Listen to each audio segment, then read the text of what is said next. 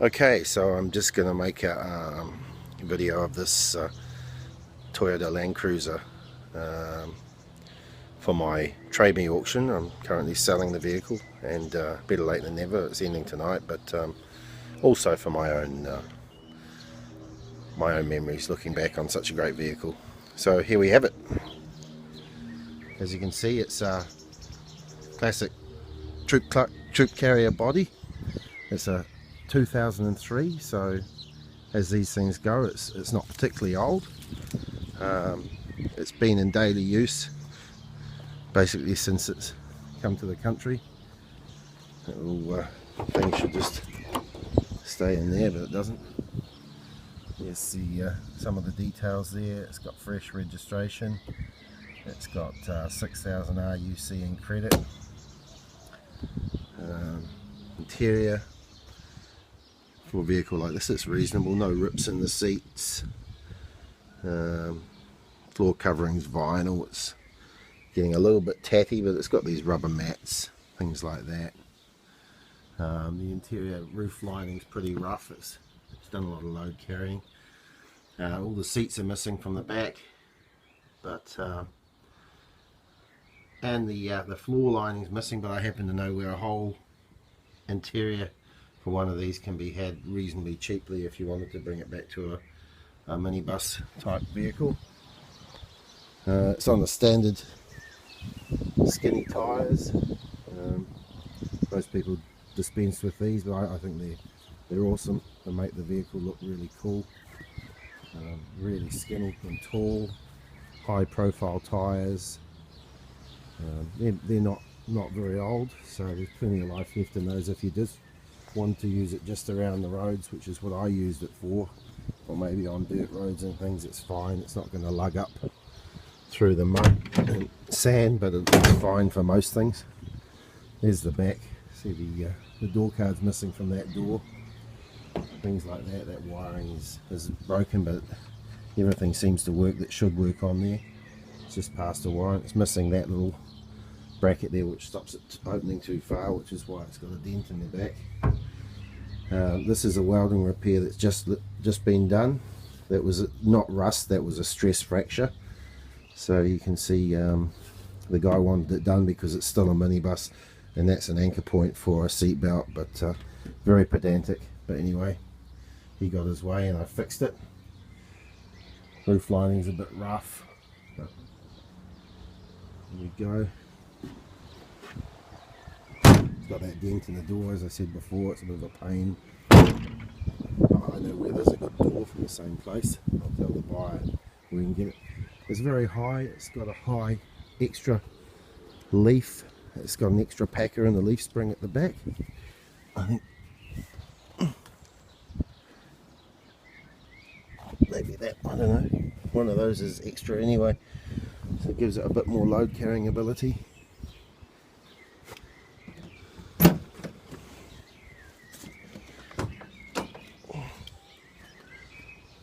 Pop up the hood.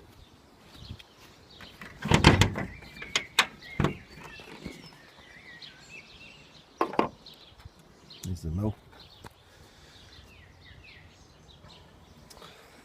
So these are a 4.2, I think they're a 3-valve head, normally aspirated. Pretty reliable engine. They've got a good reputation.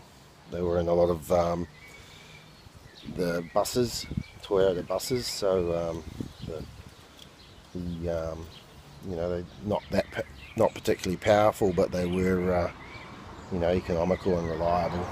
And I've heard stories of these things doing, you know, well over 500,000 Ks, and you know, much more again.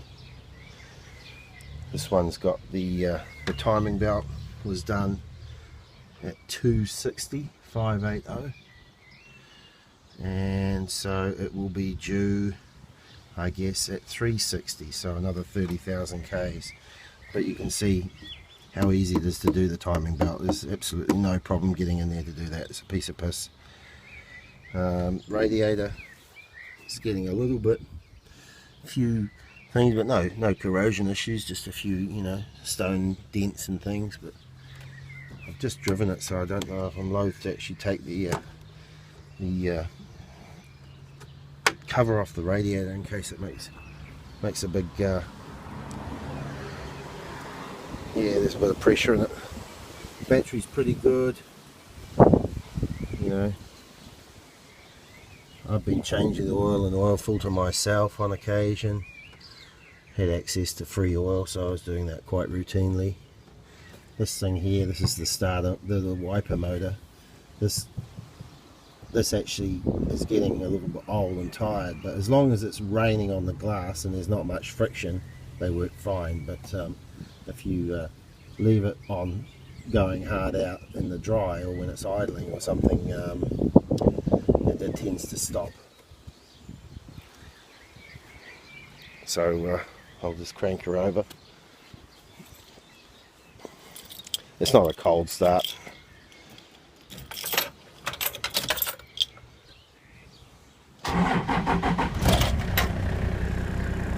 See the oil pressure there coming up. Oil's thin at the moment, but you know, the oil pressure is typical of a 300,000 K motor.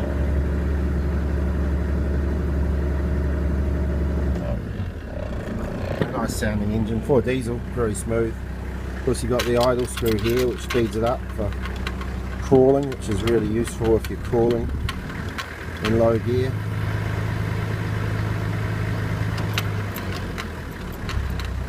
It's got the high ratio 4 on off. Those sort of things work. Turns the light on. You've got to have the freewheeling hubs engaged for that to actually do anything though. Freewheeling hubs, I never really engage them very often. Once in a while if I get stuck somewhere.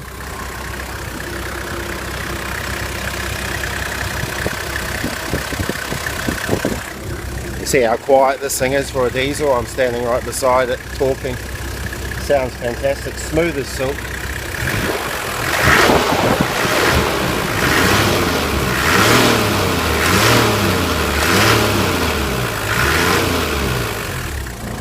It's you know, a very reluctant sail. I'm going to miss that sound.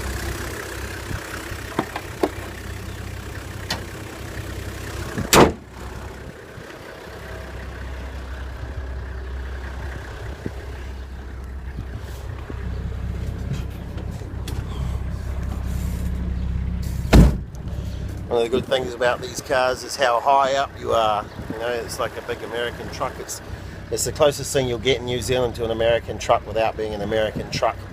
And it's reasonable to run in terms of cost, parts, ownership. It's 2003, so you're getting the 12-month warrant. It's economical, really economical, probably, you know, 12 litres per 100 Ks, no problem. You can use it as a daily driver. It's got a shitload of space in the back. It's like having a high-ace van that you can drive down the beach and, you know, take down the forest, fill it up with firewood, whatever you want to do. I've never managed to overload this thing. It doesn't matter how much weight's in it, it still just loves it.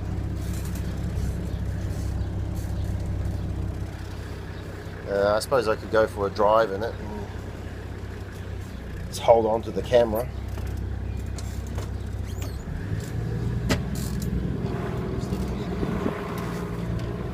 Engine sounds great.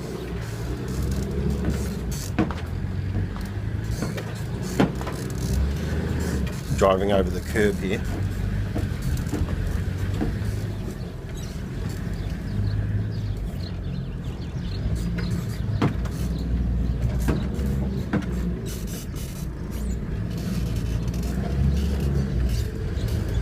Pulling away in second gear like that, it's no problem.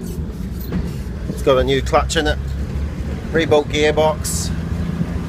There's a heavy duty clutch in it.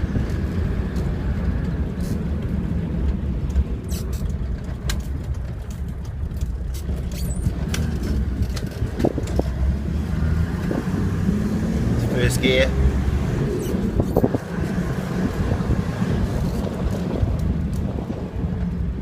I wouldn't say it drives like a car.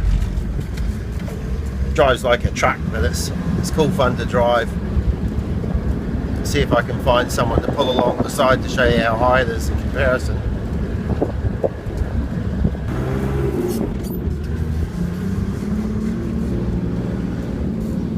I suppose I better put my seatbelt on. One of the things I missed about this vehicle is they got a lack of cup holders, and very hard to get by without a cup holder. But it does have stalks for the seatbelt socket, so you don't need to fumble around with two hands to plug in the seatbelt.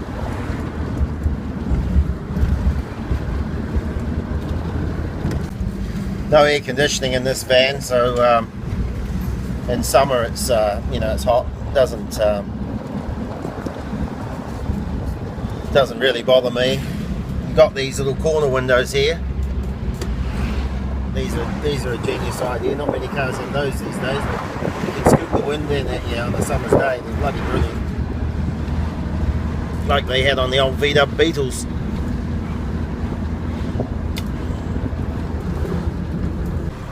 Here we are next to another SUV. Great visibility from this truck.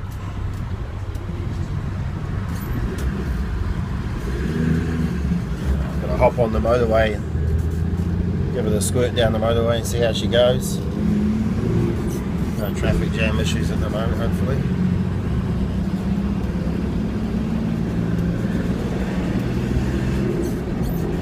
Very low gearing, of course, so there's really 100 k's is about maxed out for this thing. I mean, you could easily do more, but you'd be over revving the engine. I basically don't go much over 80.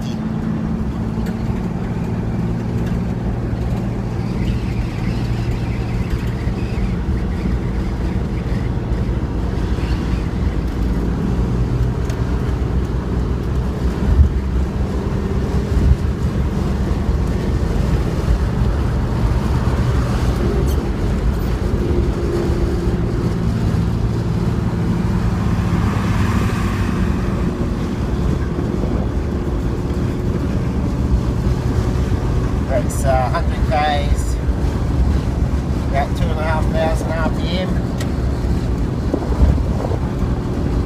One of the issues with this car, really needs a new stereo head.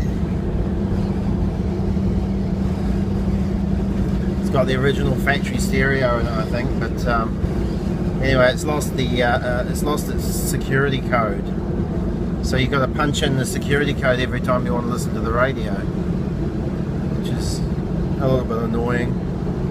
If you like listening to the radio, I don't really listen very often, so I haven't done anything about it.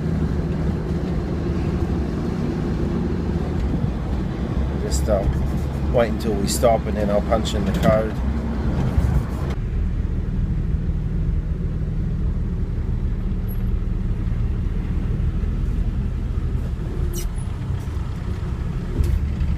We are passing a little truck. He's definitely higher than I am.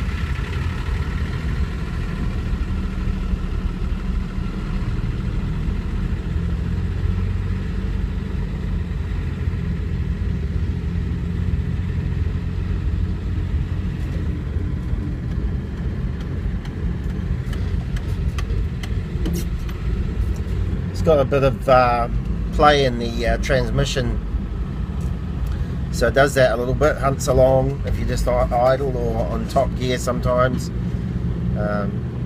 It does tend to do that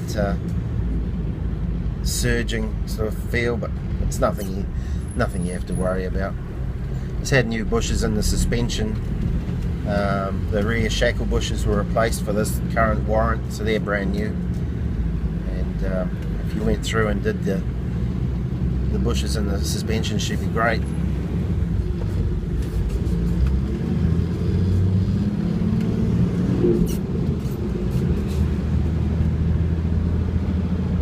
Not really any whines from the transmission. It's empty load space, it's not too bad. You would hear it if the diffs were whining.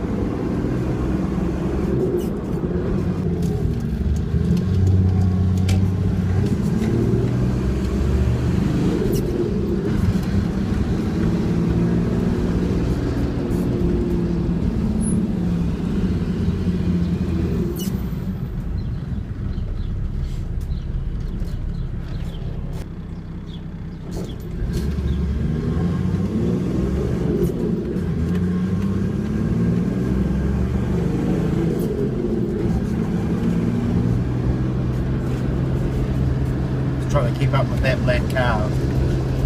Alright, well I hope that is useful for you. Coming up on 30 minutes. I'll edit this down a little bit and then post it on YouTube. Thank you for watching. Bye bye.